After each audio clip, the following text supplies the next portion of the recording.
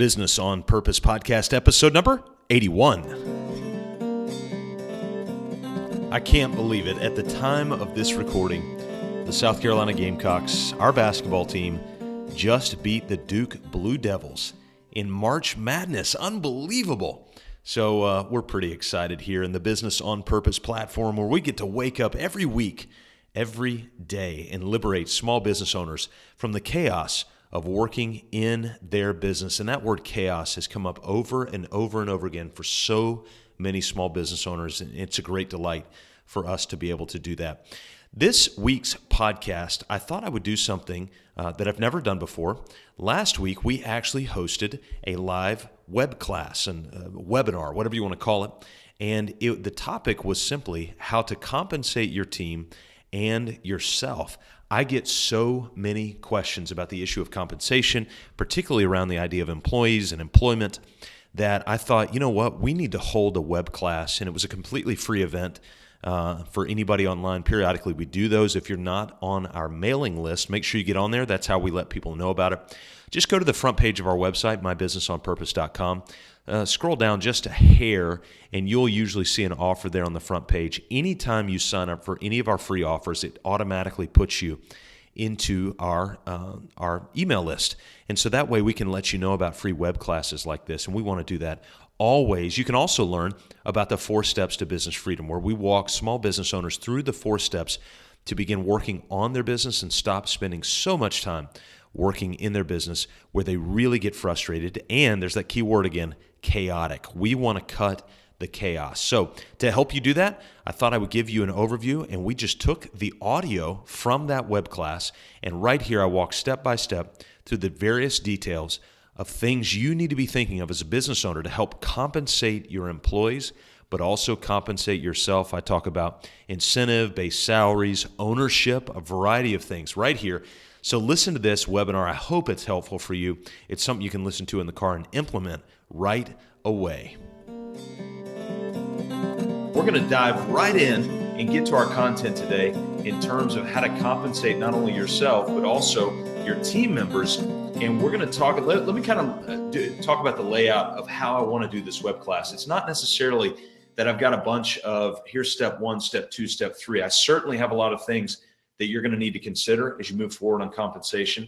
And all of you are going to be in different places with different setups. In fact, some of you have already chatted in. I know your backgrounds to some extent, and I know that all of you are coming from different backgrounds.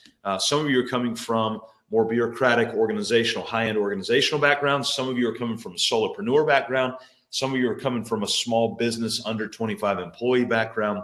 And wherever it is you fit, we're going to talk about some things that have been coming through the real-life discussions and real-time discussions that I've been having with small business owners. And so that's what I want this to be. I don't want it to just be Scott's theory of what works.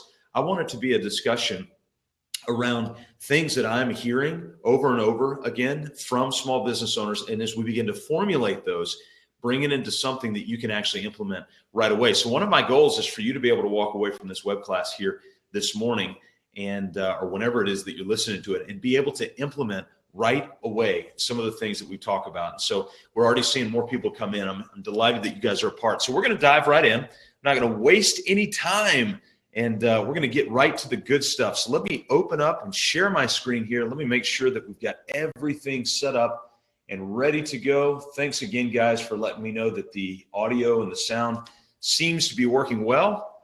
So I think we've got our slides up, and let me make sure. There we go. All right.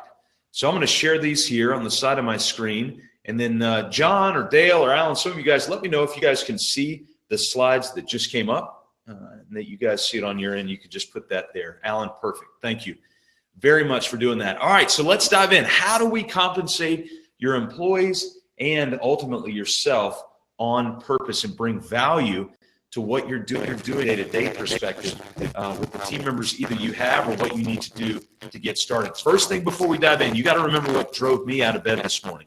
I am here. I'm doing this web class because I want to help liberate you from the chaos of working in your small business. All right. So this is the whole purpose of what we do and why we do what we do, is to liberate you from the chaos, because there's so many of you swimming around in this chaos rather than your you're in a larger organization or a small organization, and we want to help liberate you from that. Now, I also have to tell you that part of that liberation comes through implementation. Many of you have heard me say it before, but a great quote has come out of Callaway's book, Magnetic, where he says, vision without implementation is hallucination. We don't want to hallucinate, all right? We want to go. So before we dive in, I want to work on some big things. And some of you don't know my family. This is one of the members of our family, not the fish, the boy holding the fish. And we were in Texas last month. We go once a year. I take my boys. We go eat steak. We eat huevos rancheros. We try to find all the Mexican places that don't speak any English at all. And we have the best time. And that particular day, we got to go fishing. And that is a real fish out of that real pond, caught on a real rod by that real boy who's holding it right there. And I think it's always fun to kind of see some background into who we are and what makes us tick. And that's one of the reasons that I go about liberating small business owners, so I can spend more time with that little monkey and the other ones that live there. Let me give you a quick disclaimer. Number one, I am not a CPA. I'm not a CFP. I'm not a JD. I'm not an RIA. I'm not any of those things.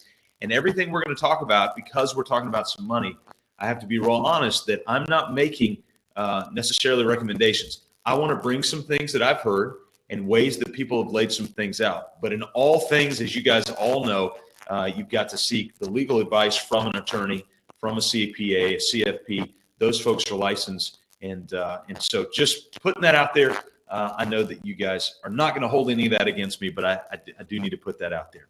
Hey, let's answer this question. What motivates employees? And my guess is most of us have no clue. And so I want you to look here. This was an article put out by Harvard Business Review. I think it was in 2015 or 16. Got this article, and I think the title of the article was something to the extent of, what do millennials want? What do millennials want? And so I looked on this graph, and quite honestly, guys, I was stunned by what this graph showed and what we can learn from it. So there's a couple of things that I want you to see. You can see where the two big arrows are. Number one, look where compensation falls on the list and where those little dots fall within compensation. Now, the blue is the baby boomer generation. The green is the Gen X.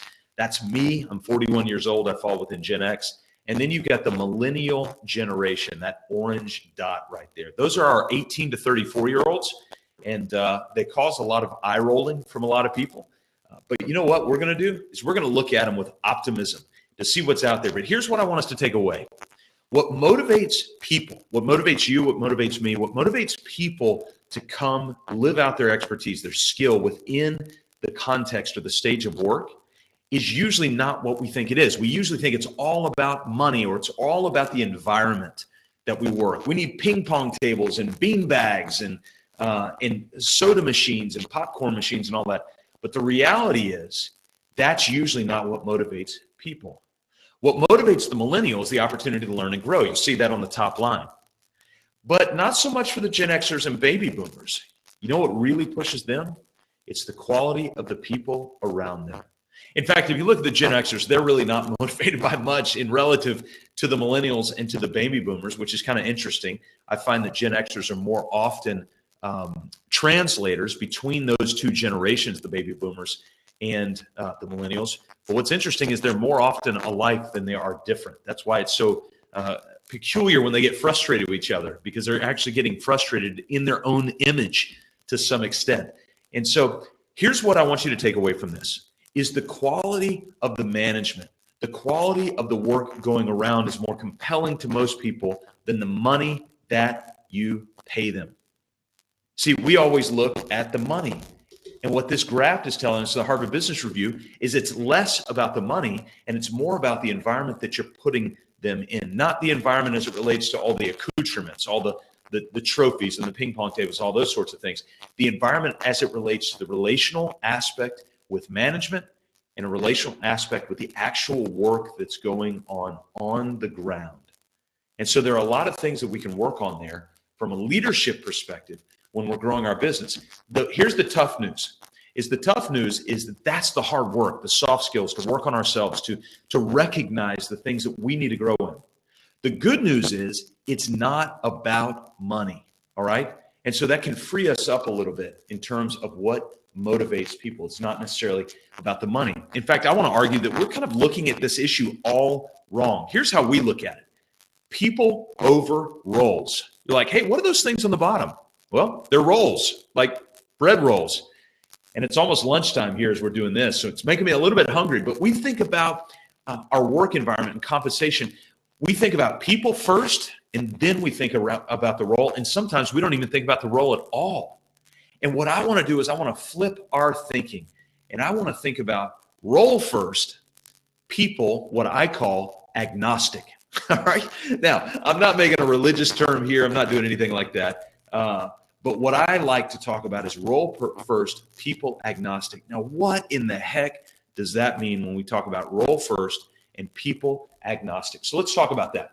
When you're looking at your business, when you're building your business, here's where you've got to build your business in. You've got to look at the role before you look at the people. I said that right. You've got to look at the role before you look at the people. Let your business tell you what roles exist in the business before you decide who to fit there. Now, you're going to have a lot of people tell you, hey, if you find a rock star, hire them and then figure out how they work or where they fit. Well, for you football fans, you think that's how Bill Belichick builds a team? Does he go find a rock star and then build a position around him? Heck no. That, in most cases, is a horrible way to run a business, all right? And yes, I meant what I just said. In most cases, that is a horrible way to run a business. If you're trying to focus on the person first, the rock star first, and then building a role around them, you're going to get burned the majority of the time. You know why? It's because rock stars carry expensive baggage. Rock stars carry expensive baggage. And so what we want to do is we want to look at our business and the vision of our business and where the business is going, the organization's moving, and we want to make a decision that we're going to look at what roles are needed to get to the vision. Don't worry about the people yet. So I call it role first, people agnostic. What do I mean by that? Well, I'm talking about don't worry about the people until you've got the role defined, because once you get the role defined, guess who's going to have clarity on whether or not the person fits? Well, yeah, you'll have clarity on it, but that person will have clarity on it. Guys, I cannot tell you how many times I sit down with a small business owner. We write out a role, and this has happened at least 3 times this week. We write out a role. One of our clients goes and sits down with a new potential hire.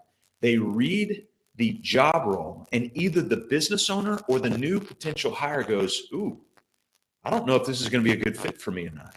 Whereas if we left the role out of it and went straight to the person, we say things like, hey, I'm just looking for a salesperson. Well, when you say you're looking for a salesperson, my mind thinks differently from your mind as to what a salesperson is. So you might think a salesperson is kind of an outbound, outgoing, in the car, in the field, all those sorts of things. I might think a salesperson is somebody who's on the floor of a showroom or in a call center. Those are very different skill sets and capabilities. And so we've got to be role first and people agnostic. But you know what we do? We pay people based on the people and not on the role. We've got to shift our mindset around this and start thinking role first and people second. So how do we typically pay when we're talking about this issue of compensation? And by the way, let me stop. If you do have any questions, I want to encourage you to use the chat feature. I know we've got quite a few more on now. Reed, I see you there. Keith, John, Greg, Stu, Hamp, Michelle. My goodness, we've got a great full house here today. So this is exciting. But if you've got any questions or thoughts, feel free to put those in the chat windows. And if you do have any specific questions that you want to jot down, there's a question tab. If you just look to the bottom of your screen, so just go down here, there's a question tab, and I'm also going to pull up a resource for you a little bit later on, all right? So let's talk about how we typically pay. What we typically do is we typically pay on something diagrammatically that looks like this. You know how it is in like a server room or telephone room, we're just pushing cords in. And so if somebody were to audit our pay structure, our salary structure, it would look a lot like this. There's no rhyme or reason. It's the path of least resistance. We're just doing what's best in the time that we have. And so it's very haphazard. Or we look at it the other way and we pay everybody the same. It doesn't matter if they've been here a year or 16 years or 27 years, they're on a track. I used to work for a large multinational firm. And when I started, the year I started, my starting salary, I think was around $48,000 for the sales rep position that I was in. Well, the next year, I think it bumped up a little bit, maybe to 50, 50,000 or 51,000 or something like that. Then the next year to 54, and the next year to 57. Well, there was a guy that I was working with during that same time that had started a few years before me, and he was pretty candid with me about his salary and all that stuff. I wouldn't ask him, but we were just talking, and he was telling me about it. And as time had gone on, regardless of his performance, regardless of his innovation and novelty around the business or anything, his salary just went up, up, and up until he got to the point where he was in the same position 13 years later, making $123,000 a year, doing nothing different.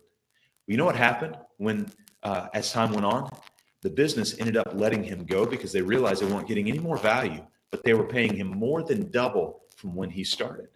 And it's because they were just blindly following this procedure instead of looking at the role and what the role demanded and what the business needed from the performance of that role. All right. And so a lot of us, we pay either haphazardly, path of least resistance, on a whim, we're just pulling a number from the air, or we pay standardized across the line. And instead, what I want to get us to move to is to where we pay on purpose. So in order for us to pay on purpose, here's the first thing that we have got to have. It's an absolute non-negotiable if we want to pay with intentionality and we want to pay with purpose. Some of you are going to roll your eyes at me. That's okay. I beat this drum all the time, but you know what? It works. When you live by it, it works. Let me give you a real-time story around this. This just happened this week.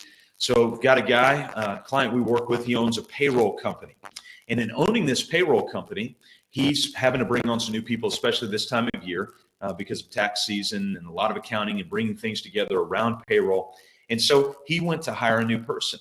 And when he laid out the role, the person got the role and they started to see eye to eye on that. This particular candidate had tons of experience around this particular role, had insight around it, had great references, had everything check out. And then as my client started reading his vision story, which he got a very detailed snapshot of what the future of his business looks like. It's about 2 pages in length.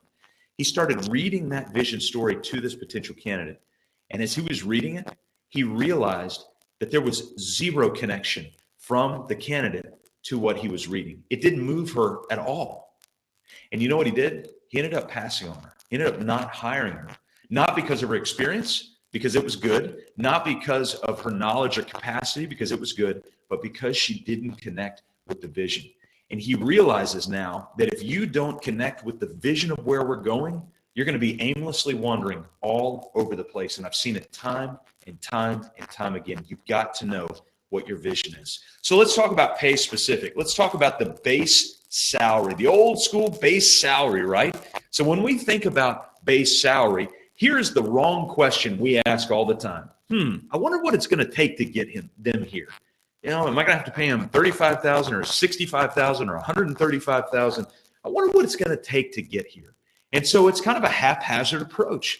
And it is the wrong first question for us to ask. Remember, that's a people first mentality and not a role first mentality. So we want to shift the focus and we want to ask this question instead.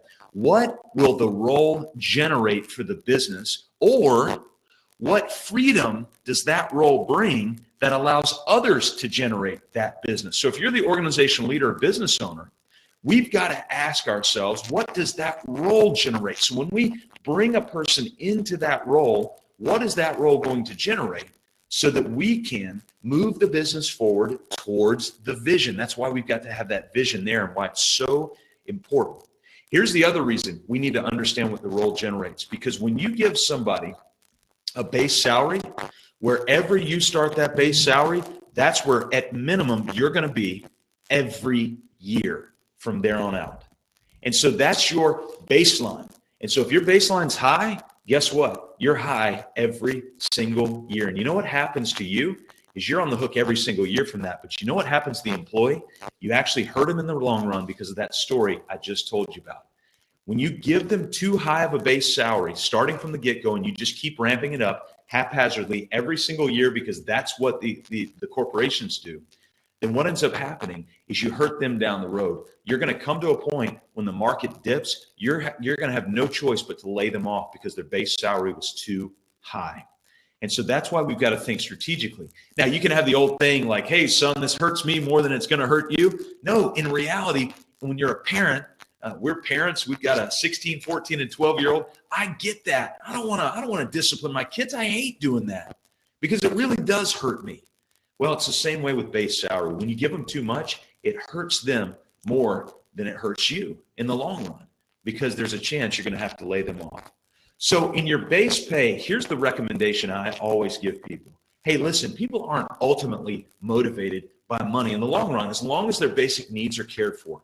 Why don't we give a lower base salary, something that's industry appropriate, but a lower base salary, and then let's see if we can excite them about something else that's going to generate performance for their role. So how in the world do we do that? Well, that's where we go into incentives. And so what do we talk about when we talk about incentives? Well, I want something that's going to drive behavior that's a triple win, a win-win-win to the business, to the team, and to the team member.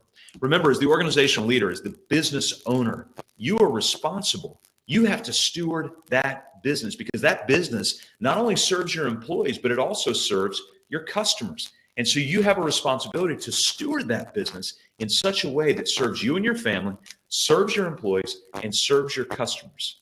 All right? And so we need to create a win-win-win to the business, to the team, and to the team members. So there's a couple of different incentive options that you can give. One is what I call the haphazard bonus. Another word for that is charity. All right? So we don't like to give haphazard bonuses. Unfortunately, that's what the majority of people do, is they give a haphazard bonus. And here's what it looks and sounds like. At the end of the year, we get to December and we go, oh, I've got to get bonuses. How much money do we have in the bank? And we look and see some number that really doesn't mean much to us because 80% of it's accounted for going to the IRS or operational expense or whatever. And we go, how much profit did we do? And then we look at our net income line item on the profit and loss statement and go, well, I guess that's how much profit we did, but I don't see it in the bank. So let me take some number in between there, bring that down, cut it up in 3 or 4 or 5 parts, how many ever people you have, and let's divvy it out there based on what I subjectively think. If you want to do that, I want to go ahead and be dead honest with you. All you're doing is giving charity. You're voluntarily giving money away. That's it. There's nothing strategic about it. There's nothing thoughtful about it. You're just giving, and your employees at that point are nothing but charitable causes. Not saying charitable causes are bad. They're awesome. We need to be doing that. But we need to be doing it strategically, and then we need to be compensating our people strategically. I'm going to ask you, never do that again. Please don't give a haphazard bonus. You know the other reason we don't is you're hurting your employee in the long run. If you give them a bonus of $1,500 this year and it's haphazard, guess what they expect next year? $1,500 plus. You might have said $1,500. It's $1,500 plus, okay? And so you're hurting them in a long run. Wherever you begin is where you'll be every year. So make sure you've got clarity on what your bonus structure looks like. It is so crucial to understand this key point.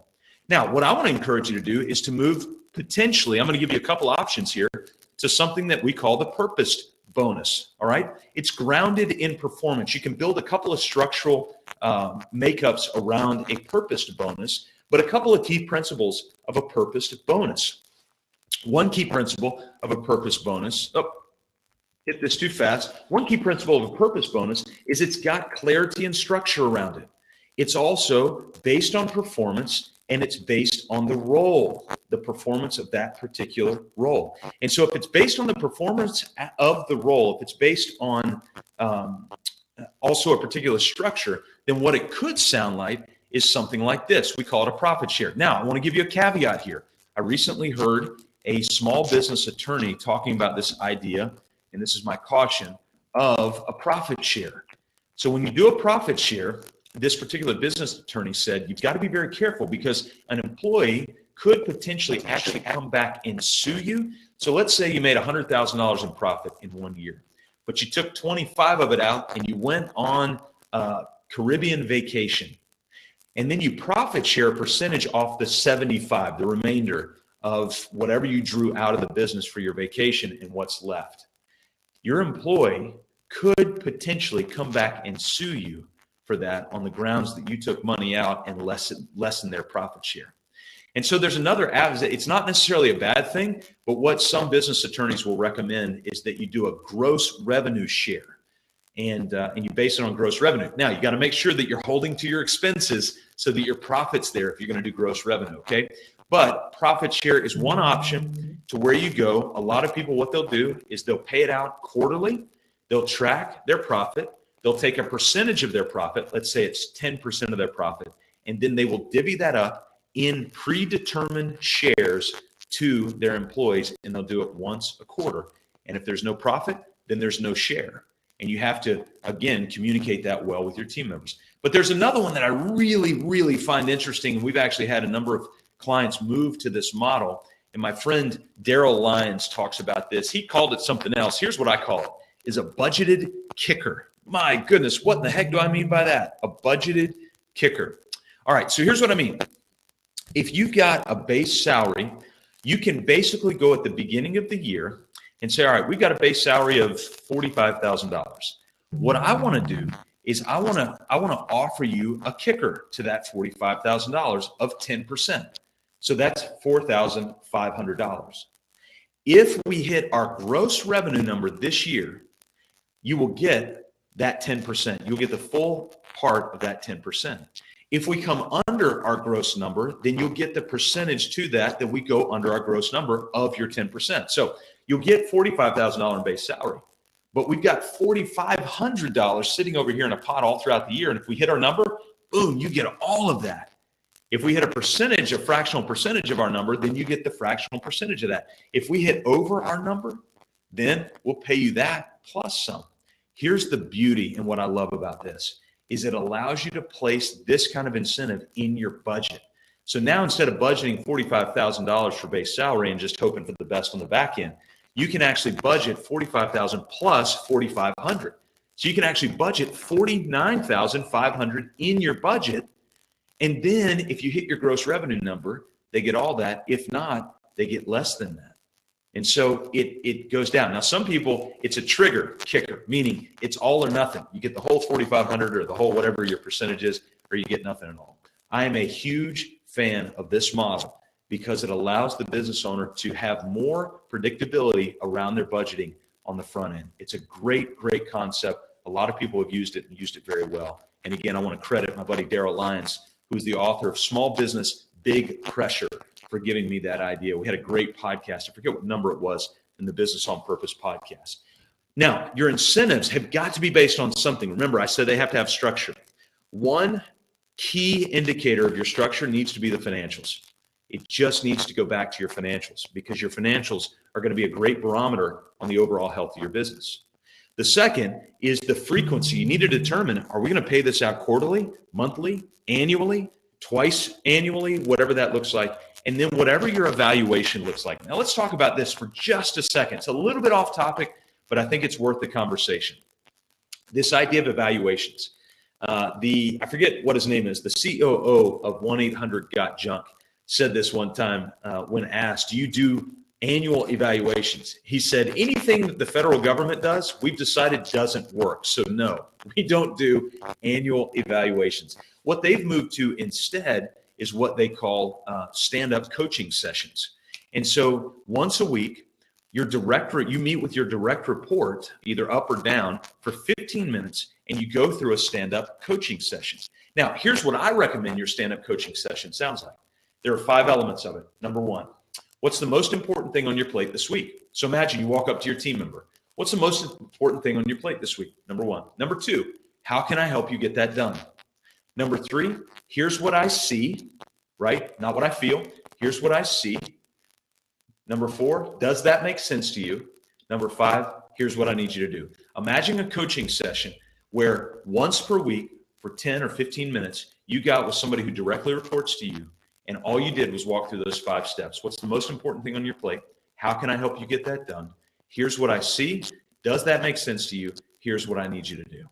It is a powerful coaching framework, and it's a great way to do evaluations. And so as you're doing those ongoing evaluations, you're also letting them know where they're standing in line for their incentive compensation. And so you can put some metrics around that as well. I'm real cautious to give you specific steps to that because I want you to build it in line with your vision, not with my vision. Very, very important to be able to do that. All right. All right. So that's our financials, our frequencies, and then obviously our evaluations. So that talks a little bit about incentives and incentives compensation. Again, if you've got any questions, make sure that you put it in the questions tab. We've got one down there. So let me go down here. Stu put in, if we're currently paying a worker in a non-ideal way, how do we transition that to a pay on purpose while respecting the person and the work and value they've had to our company? My goodness, Stu, what a great answer. This is something that we actually run into periodically. So there's a couple ways that you can do this. Number one is you just stick with it and hope for the best. Number two is you give an option to them. You sit down. Now, Stu, this has to start with a vision. Don't ever go into this conversation without first launching in with a vision.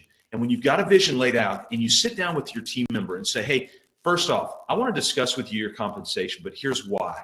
It's because I want us to read through our vision and where we're going as a business. And when you read through that vision, you have to let them know the way I've got the compensation structure and a base salary set up is not sustainable long-term. Here's my fear. My fear is if the market goes down in the next couple of years, I'm going to be forced with having to let you go. And I don't want to do that. I want to keep you. So what I'd like to do is actually pay you more. All right. Now you've got their attention.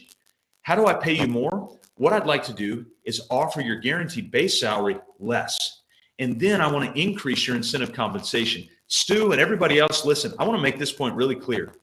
If we generate as a business, and we are nowhere near this, but I'm just making up a number. If we generate as a 3-person business $10 million a year, I've got no problem if our 2 virtual assistants become millionaires through that process. That doesn't bother me at all. I love that idea.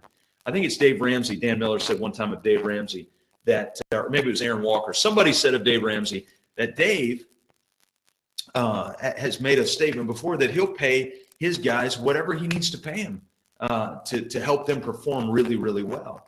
And so the idea is that we want to take the team members that work for us and we want to incentivize them so well and so generously, but just don't do it on guaranteed base salary. So Stu, what I would do in that situation, first off, and I'm going to be real honest with you, I don't know where anybody is on this call as it relates to their spiritual growth and development, but I firmly believe in a verse that's in the back part of the Bible, James 1:5. It says, if any of you lacks wisdom, ask God. And again, you didn't come here for a sermon or anything like that, but you know what my number one step is, honestly, is I sit down and I just go, God, I need help to understand how to do this. And then I get to work formulating a plan. But that would be my next step, is to sit down and to say, hey, here's our vision. If we continue going the way we are, it's not sustainable. I want to get you a point where I'm paying you more, but also in a downturn where I don't have to let you go. So I'd like to restructure where your base salary is low, but we've got some real obvious incentive kickers throughout the year to where if we trended this year where we were last year, you'd actually make more than your base salary. So, all right. So let me, so Alan put a question in here. By the way, Stu, go back in there and let me know if that answered your question. I would love to hear. Alan, you put in there, if you have defined your vision and written out your role, are there markers that you might say that you're ready, you're able to hire somebody? Great question. So I'm actually going to get to that here in just a minute. So I'm going to leave that one unanswered until we get to that question, because I think it's a incredibly important question. I've got a couple of ideas about that. Before we do that, let's go and let's talk about, cue the music, ownership and partnership. Dun, dun, dun, right? This is one of those things that is taboo. It's something we don't like to talk about. I heard Dave Ramsey say one time, the only ship that doesn't sail is a partnership, right? So we've got to talk about these things. We need to talk about them openly. Here's my rule of thumb on ownership.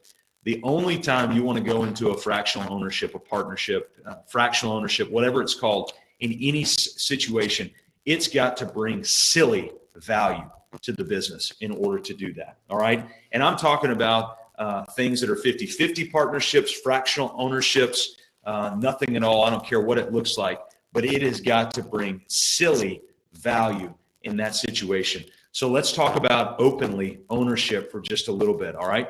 So I get the question all the time, either from partners, 50-50 partners. And I'll be honest with you, when a client calls or a potential client call and they say, hey, we're in chaos. We need you to help us systematize and process the back end. We need a vision to know where we're going, all those things. One of my first questions is, do you have a business partner? And the reason I ask that question is because if they say yes, it changes the game almost always. It doesn't mean that we can't do anything. We do a lot. But it changes the game immediately because you realize that that person's not 100% in charge. And when you're not 100% in charge, you've got to be very cognizant of the people around you.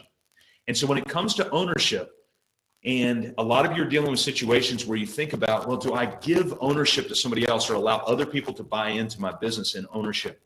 My rule of thumb, it's got to bring silly value. I mean, it's got to bring ridiculous value in order for you to do that. So let's talk about some ownership options.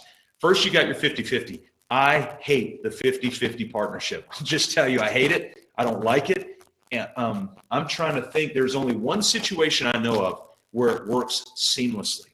And it's two guys who own two different businesses and they're 50-50 partners in the other business, but each one runs one 100% and runs the other one 100%. That's the only situation I've seen it work seamlessly.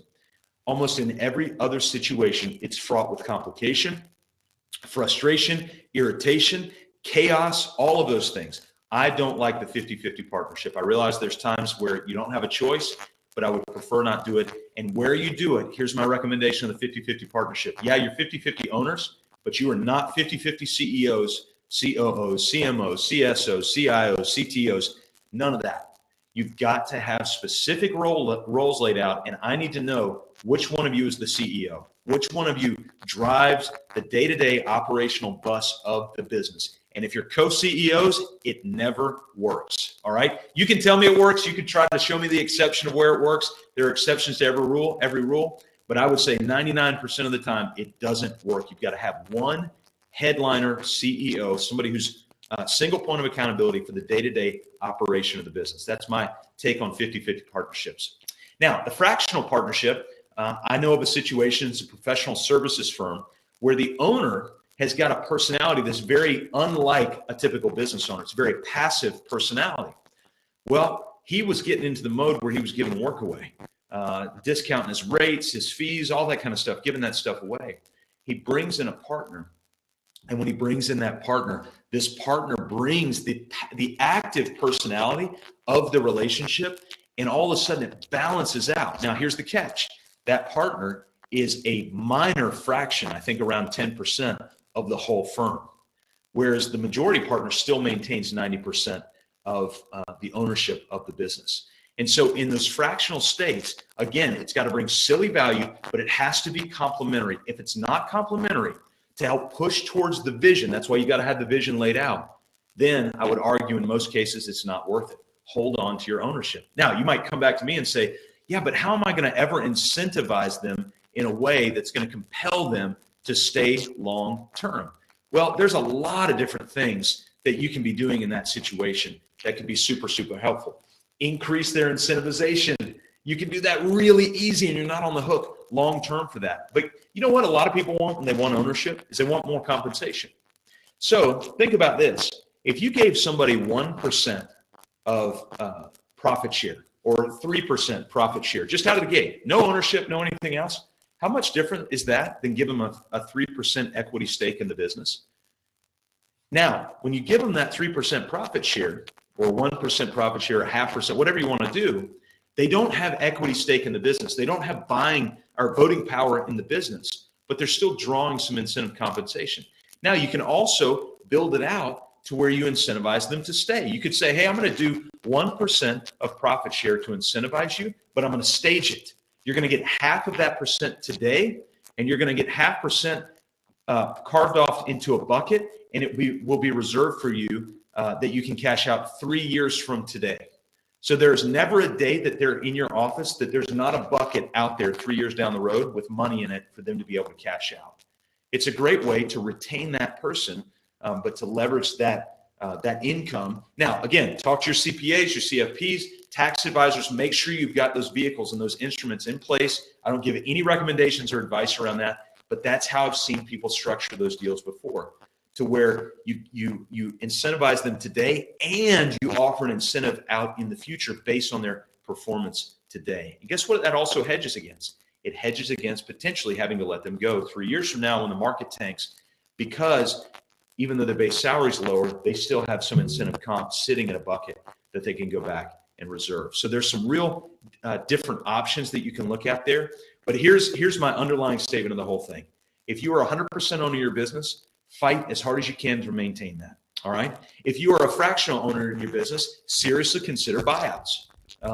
Not all the time, but sometimes you need to at least think about what that looks like to do a buyout or buy in. If somebody's whatever, you want to buy into a larger percentage of the firm. Bottom line with any ownership issue, you must know your operational role. Owners sit over here. They're not in the business, right? They're on the business.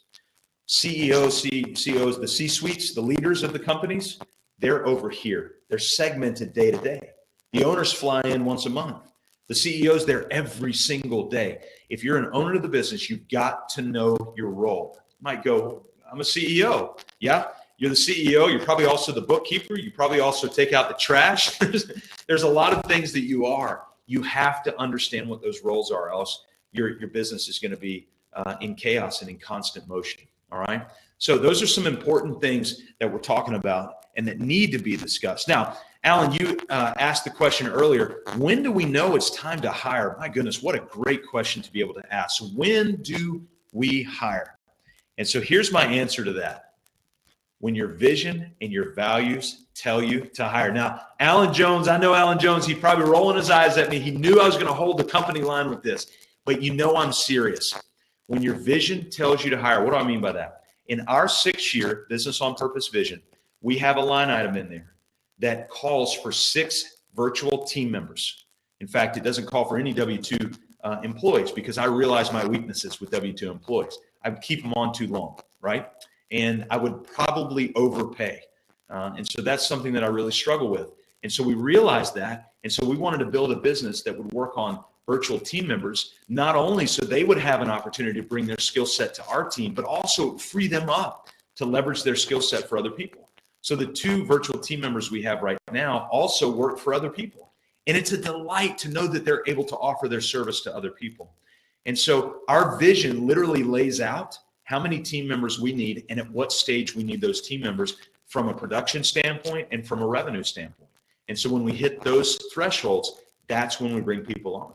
The other thing that tells us is our values. If we're not able to meet or match or deliver on our core values, that probably means we're understaffed, we're undermanned, and we need to go out and get new team members. So when do you hire? You hire when your vision and your values tell you that you need to hire. But in order to do that, you got to have vision and values. All right. So let's talk about what to do now. My goodness, if you know me at all, you know I'm about implementation. We've got to constantly implement with what we're doing. And so let me just answer these. Okay, Stu, you put in here, you answered my question. Great. Thank you for that. Anybody else who's got questions, feel free to put those in those question panes. I want to make sure that we're answering that first. Here's the first thing you need to do. Never hire again without budgeting the role first. Determine what revenue that role is going to generate or what freedom it's going to give you if that role doesn't generate anything at all. How much are you going to be able to generate because you have that role? You need to ask those questions and set the salary around that. Of course, you're going to have to benchmark, look at the industry, all those things, but also don't let the industry talk you out of truth of budgeting in your role. If the industry is demanding 3 times what the role is, your business may not be a fit for the industry. Your product may not be a fit for the industry. And so you've got to ask those hard questions about that. The second thing I want to tell you about, and this is something that we can offer you as a tool, is our 7 steps to anxiety-free hiring. It's a short little document that we've put together that if you follow it, I promise you, it will give you greater clarity for how you bring team members on board. I'm going to show you how you can get that totally free and give you a tool where you can just download that completely for free and start using that. You know what's crazy? We've shared this tool with hundreds of small business owners. And what I find is people are still in chaos when it comes to hiring. But when I ask the question, did you follow the guide? You know what the overwhelming response is? No. Guys, I'm asking you, follow the guide. None of our stuff is rocket science. It's all pretty clear. But what we found the magic sauce to be is implementation. Just implementation, simple implementation. So if you can implement, it's going to bring you greater value to do that. The third thing is to decide on a win-win-win pay structure that works for you. Is it going to be a low base with high incentive comp? Is it going to be ownership structure, non-ownership structure? Are you going to pay out quarterly? All those things that we talked about. Are you going to do that budgeted salary or base plus the budgeted kicker? Man, I love that idea of doing something like that. What are you going to do? But go ahead and decide, but make it a win-win-win that works for everybody. And I promise there are options out there that can do it. And then once you do it, communicate it. Communicate your philosophy, but tie it right back to your vision. Say, hey guys, this is why we're moving to this compensation model, is because it ties back to our vision. You know, God told Habakkuk in the Old Testament, write the vision down so that those who read it may run. And then there's another proverb, where there is no vision, people scatter. So if you've given no vision around your compensation plan, if you've given no communication, that's why there's confusion in that. Now, I'm going to give you one other thing, and I'm not going to spend a lot of time on this, but I'll recommend a book for you that I'll give you the link to here in just a minute. I recommend that you set up your accounts with Profit First. You might be thinking, whoa, you just took a left-hand turn. Where are you going? Is this an accounting webinar? No, just I want you to think of it this way. A lot of times you don't pay people because you don't know what you have to pay them with, because you don't have clarity in your bookkeeping and you don't have clarity in your bank accounts. I want to tell you, I moved to a model called Profit First. I've got Mike McCallowich has not paid me to say this. In fact, I've never met him in my life. I've emailed with him. I am trying to get him on our podcast, but I've read his book and I've gone lock, stock, and barrel into the methodology. And when you set this up, if you were to ask me, hey, Scott, do you know exactly how much profit to the penny you have in your business right now that you can take out of your business because it's cash in the bank? My answer is yes. Do you know how much operating expense I have to the penny? Yes. I know how much owner's pay I have that I can draw from, and I know exactly to the penny how much money I can pay the IRS and taxes today because I moved up to this account. So let me show you this super fast in one diagram. This is how we've got our accounts set up in our bank. We've got 5 different accounts. We have an income account where every dime of our income goes. But the only outflow, we don't write checks out of that account. Every 2 weeks, we come in here and we distribute. For us, it's 12% in our profit account. It's, I think, 35% in our owner's pay account, 15% in our tax account. Add that up, whatever the remainder is. We put it over here in our operating expense account. So we run the business from the operating expense account over here. We pay the tax man from this account here. We pay ourselves through this account here. And then we pull all of our distributions and draws as owners from this account right here. My bank accounts are literally set up. I've literally got 5 bank accounts. They're all set up this way in those percentages. And I could go in my account right now and I could show you to the penny how much money we have in each one of those. If I were to ask most of you, you probably wouldn't know the answer to that because it's on a P&L or it's on a spreadsheet. But here's what I tell people about numbers on a spreadsheet. Even though your CPA might say, hey, we don't need to do all this, all these accounts, because I've got all this on a spreadsheet. You can't cash a spreadsheet. You can only cash a bank account. You can't cash a spreadsheet. So get all this stuff laid out. Lay out your accounts in such a way that makes sense to you. Go to your bank right now, and if your bank won't do it, go to another bank. And if you're in the low country of South Carolina, Atlantic Community Bank's our bank, and they're delighted to do this for you. They just did it for us a month or so ago. And we've got everything dispersed this way, and it has given us so much freedom in our discussion around our finances and what we do. All right? So that's a little insight into how you compensate. One other thing I totally forgot to say. Go back here. I wanted to also touch on how you compensate yourself. All right? So in this Profit First mindset, under the owner's pay account right here, you want to work up a percentage of how much to give yourself in salary, and you need to be taking a salary from the business. Please stop living off draws in the business. Take a salary from a business, make it a percentage of your monthly income, and then put that in your owner's pay and just draw your salary from there, all right?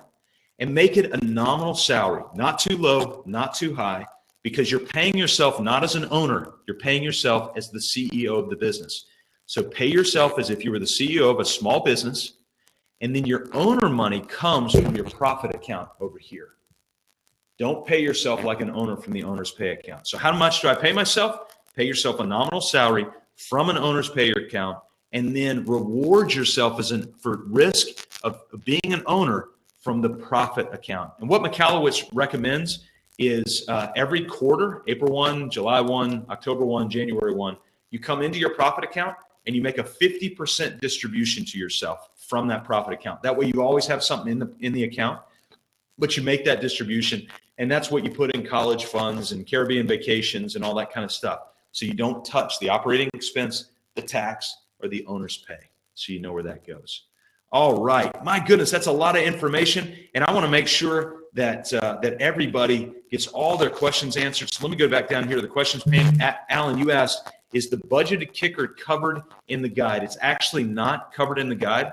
I need to go back and find the podcast. I'll try and go back and find the podcast where we talk about that idea of the budgeted kicker. I'll go get that from the Business on Purpose podcast. Let me see if I can find that real quick so that I can put that in some of our tools here. All right, so let's do this. I want to give you a couple of tools where you can find resources that'll be able to help you. Then I want to have a Q&A session. And then if any of you are in need of additional coaching on this, I'm going to tell you how we can serve you in the Business on Purpose platform to offer you coaching. But I'm going to go ahead and give you a heads up now that the content portion is concluded. I hope that's helpful for you. I hope it helps liberate you from the chaos of working in your business. So let me go in here and give you a resource. All right. So if you go under the offers tab and go in there, I've just made live a button that says go to the Business on Purpose toolbox. And this is the coolest thing that we've put together, the Business on Purpose toolbox. Let me go in here and see if I can open this for us real quick. So it's just our URL here. Let me go. Hopefully everybody still sees the window here. All right. So yeah, this will be coming up here in just a second.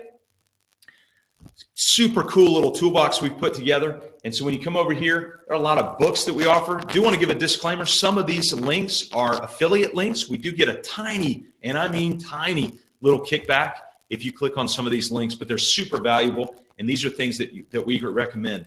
If you go in here, there's that book, Small Business, Big Pressure by Darrell Lyons. Some of the other books we recommend, there's Profit First by Michalowicz, and you'll see that there. There's some of the tools that we use, and then there's that 7-step hiring guide right there. So all you got to do is click on that, and it'll take you to that 7-step guide, some of the other things that we use in our tool. And then down here, if you're in need of extra coaching on an ongoing basis, we provide something really, really powerful called the Business on Purpose Mastermind. It's where small business owners just like you get together on a regular basis.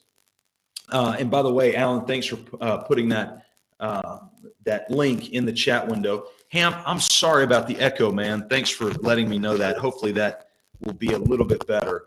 And so, yeah, the Profit First account, Michelle, you put in there, they're game changer, total game changer. But if you're in need of extra coaching, we've got the Business on Purpose Mastermind. Man, this is an incredible deal. What we do in the Business on Purpose Mastermind is for once a week for an hour. We meet every single week. You're in a group of other small business owners, and on a rotating basis, you're the business spotlight. So that week, whatever it is you want to bring to the table, whatever struggles you're having, insights you need, you bring that to the table, and everybody else in the group becomes your coach. Oh my goodness, you have a whole team of coaches during that 1 hour, and we meet every week. I hope that was helpful. You hear me at the end talking about some of the service offerings that we do to help liberate you, small business owners, from the chaos of working in your business. And we're certainly delighted to do that. I hope, and I know the audio was a little crunchy on the webinar, but I hope the content was helpful for you to be able to think through compensation and those elements. Periodically, we post those webinar replays on our social media, so make sure to go check out our Facebook page, My Business on Purpose, and then also you can go to my Twitter at Scott Beebe. Last name is Beebe, and periodically we post those there as well. Or you can just get in touch with us and let us know. We'd be delighted to send you that link. We want to make sure that you have access to that content so you can be liberated from the chaos of things like dealing with employee compensation, because I know it can be really, really challenging. Hey, if you need insight and help on the 4 steps to business freedom, We are here to serve you, not only myself, but we are also beginning to certify other coaches in the 4-step process so that we can begin to serve more and more small business owners just like you. So if you need help with that, go to 4stepstobusinessfreedom.com, and we would be, just fill out the application there. We'd be delighted to get in touch with you about that. Thanks for checking us out right here on the Business on Purpose podcast, and we'll see you next week, where we'll be right back on the Business on Purpose podcast.